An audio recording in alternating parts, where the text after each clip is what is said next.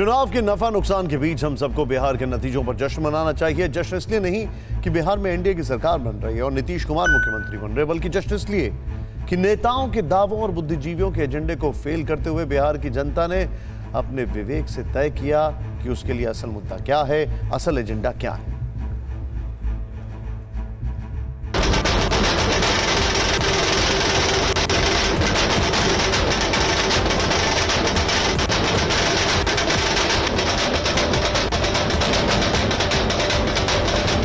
बिहार में नतीजे आते ही जीतने वालों ने जश्न मनाना शुरू कर दिया।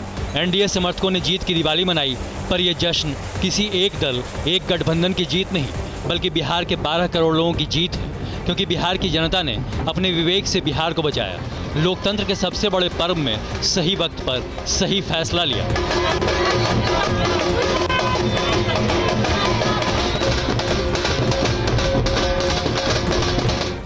इस चुनाव में बिहार की जनता ने आम आदमी के मुद्दे खुद तय किए, क्योंकि अब तक होता यही रहा है कि पार्टियां चुनाव में जनता के लिए ना सोचकर जनता क्या सोचे ये तय करने लगती है, लेकिन जनता ने नतीजों के जरिए बता दिया कि उनके लिए ज़रूरी मुद्दे क्या हैं।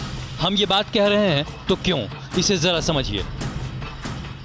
अगर आप इन आंकड़ों का विश्लेषण करें तो तस्वीर बेहद साफ समझ में आती है। सरल शब्दों में कहें तो पहले चरण के बाद एनडीए को भारी बढ़त मिली। पहले फेज में एनडीए को करीब 30% वोट पड़े, लेकिन अगले 2 चरणों में यह आंकड़ा तेजी से बढ़ा। तीसरे चरण में करीब 67% तक पहुंच गया, जबकि महागठबंधन को दूसरे और तीसरे चरण में वोट मिलने का ग्राफ गिरता ही गया। पहले चरण में महागठबंधन को करीब 68% वोट पड़े, तो दूसरे में गिरकर 44% पर आकर टिक गया और आखिर में तो करीब 27% तक पहुँच गया। इसे आप ऐसे भी समझ सकते हैं कि पहले चरण के बाद एनडीए के लिए वोटरों की लामबंदी बढ़ती गई। जैसे जैसे एनडीए के नेताओं ने रैलियों में जंगल राज की याद दिलाई, बदहाल कानून व्यवस्था, दबंगई, रंगबाजी और रंगदारी की कहानियां सुनाई, लोगों को कानून व्यवस्था का मुद्दा सबसे बड़ा मुद्दा लगने लगा।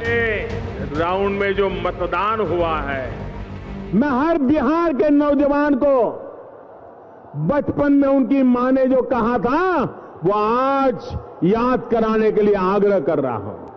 हर मां अपने बच्चे को कहती थी, घर के भीतर ही रहो, बाहर मत निकलना, बाहर लकड़ सुंगवा घूम रहा है।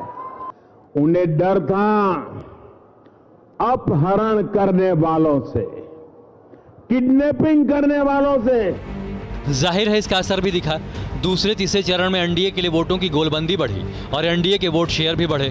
न सिर्फ एनडीए के वोट शेयर में बम्पर बढ़ोतरी हुई, बल्कि वोट शेयर ने नतीजों को भी जोरदार तरीके से प्रभावित किया। पहले फेज में एनडीए का सीट शेयर करीब 30% था, जो आखिर में करीब 67% तक पहुंच गया, जबकि महागठबंधन का सीट शेयर आखिर फेज में 67% से लुढ़क कर करीब 27% तक पहुंच गया। बिहार का यह जनमन बताता है कि जंगल राज जैसी इतिहास की बातें वर्तमान में असल चुनावी मुद्दा बनकर उभरी। चुनावी पंडितों ने कोरोना, बेरोजगारी जैसे मुद्दों के बीच आधी आबादी को भी भुला दिया, महिलाओं से जुड़े मुद्दों को भुला दिया, लेकिन महिलाएं हर फेज में जमकर वोट डालने निकली। बिहार में जब पहले चरण का मतदान हुआ तब 54% से ज्यादा महिलाओं ने वोटिंग की। इन आंकड़े को देखकर एनडीए ने और आक्रामक रणनीति बनाई और ज्यादा से ज्यादा महिलाओं को वोटिंग के लिए प्रेरित किया। नतीजे हाथों हाथ मिले।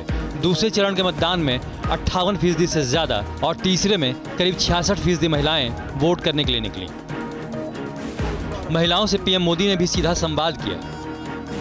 आज एनडीए की फिर से सरकार वो हमारी माताएं बहनें बना रही हैं, जिनको हमारी सरकार ने, नीतीश बाबू की सरकार ने सुविधाओं से जोड़ा है, अवसरों से जोड़ा है। महिलाओं से पीएम मोदी की अपील का सीधा फायदा एनडीए के पक्ष में दिखा। भारत का एक इतना बड़ा हिस्सा है उत्तर प्रदेश और बिहार, जहां महिलाएं बहुत बड़ा रोल प्ले करती हैं। ये मोदी के पक्ष में है, मोदी पर यकीन का फैसला है। चुनाव आयोग के डेटा से पता चलता है कि बिहार की 243 विधानसभा सीटों में पंजीकृत मतदाताओं में शामिल महिला वोटर्स की संख्या आमतौर पर पुरुष वोटर्स की तुलना में कम है, लेकिन 243 में से 118 विधानसभा क्षेत्र ऐसे रहे जहां महिला मतदाताओं की संख्या पुरुषों से ज्यादा रही। इन सीटों पर एनडीए का स्ट्राइक रेट भी 20% बढ़ गया। साफ है, जिस क्षेत्र में महिला मतदाताओं की हिस्सेदारी जितनी अधिक रही, एनडीए का प्रदर्शन उतना ही बेहतर रहा। मोदी के काहे खातिर वोट देबू?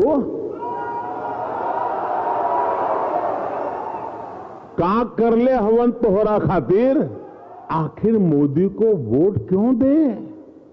मोदी ने क्या किया है? मोदी हमरा के नल डाले, लाइन डाले, कोटा डाले, वृद्धा पेंसिल देता रहे, गैस डाले, उनका का नजर तारा कर दे। महिलाओं के वोट से एनडीए महागठबंधन पर भारी पड़ा।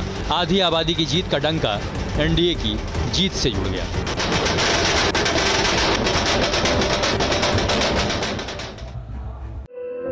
धुआं धुआं सा ये शहर क्यों दिखता है? सुना है बाजार में धुएं का सामान बिकता है। ये दिवाली सिर्फ दिए वाली।